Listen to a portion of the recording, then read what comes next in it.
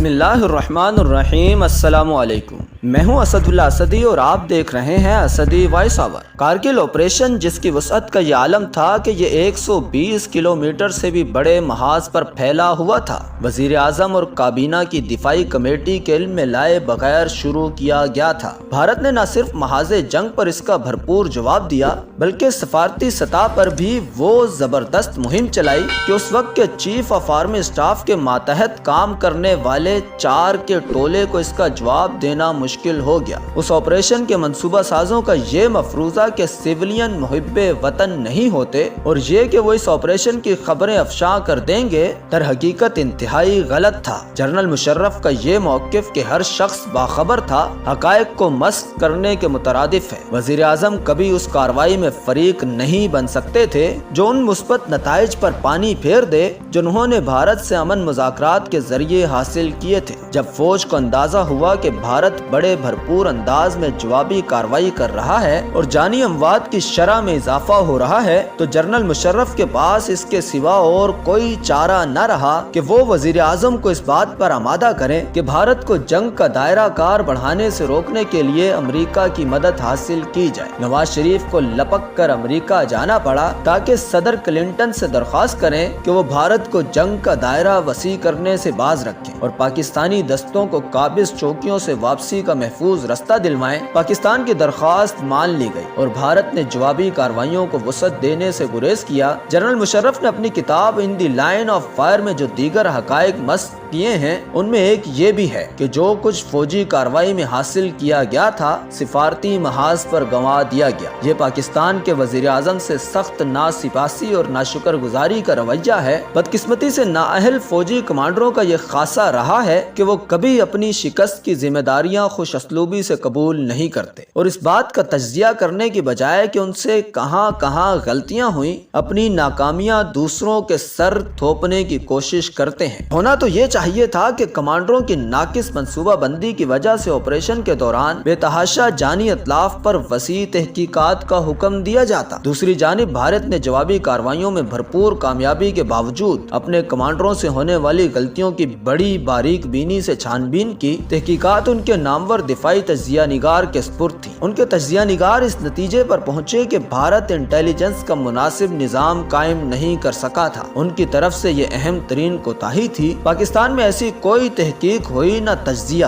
ہمارا رجحان پردہ پوشی کا رہا ہے۔ مشرقی پاکستان کی علیحدگی کے بارے میں بھی ہم نے یہی کیا۔ جسٹس حمود الرحمان نے واضح طور پر ان افسروں کی نشاندہی کی تھی جو فوجی روایات سے انحراف کے ذمہ دار تھے۔ ایسے فوجیوں کو مثالی سزا ملنی چاہیے تھی۔ امریکیوں نے ویتنام میں شکست کے بعد ان وجوہات پر غور کرنے کے لیے تحقیقات کا اہتمام کیا تھا جو شکست کا سبب بنی۔ انہیں پتہ چلا کہ اس وقت کے سیکریٹری دفاع نے فوج میں تجارتی تنظیموں کی طرف سے انسینٹیو سسٹم رائج کیا تھا جو ایک فاحش غلطی تھی۔ تجارتی تنظیموں میں کام کرنے والے لوگ مادی مفادات کی خاطر یقیناً محنت سے کام کرتے ہیں اور اچھے نتائج دیتے ہیں، لیکن کوئی شخص تجارتی تنظیموں کے مفادات کے لیے اپنی جان نہیں دے سکتا۔ امریکی فوج نے یہ نظام بدل ڈالا اور پرانے آزمودہ طریقہ کار پر واپس چلے گئے اور اپنے افسروں اور جوانوں کی تربیت اس انداز میں منظم کی کہ ان میں حب الوطنی، باہمی اخوت، فرائض کی پابندی اور بالا کمانڈروں کی اطاعت کے احساسات پیدا ہوں۔ علاوہ ازیں ویتنام میں ناکامی کی ایک بڑی وجہ یہ سامنے آئی کہ افسروں کی ایک بڑی تعداد نشہ آور ادویات کی عادی تھی۔ انہوں نے اس بات کو یقینی بنایا کہ اس بیماری کا مکمل تدارک کیا جائے۔ جو بات ہم باور کرانا چاہتے ہیں وہ یہ ہے کہ کسی بھی آپریشن کی غیر جانبدار تجزیے سے اہم سبق حاصل کیے جا سکتے ہیں۔ ضرورت اس بات کی ہے کہ کارگل آپریشن کے بارے میں بھی نامور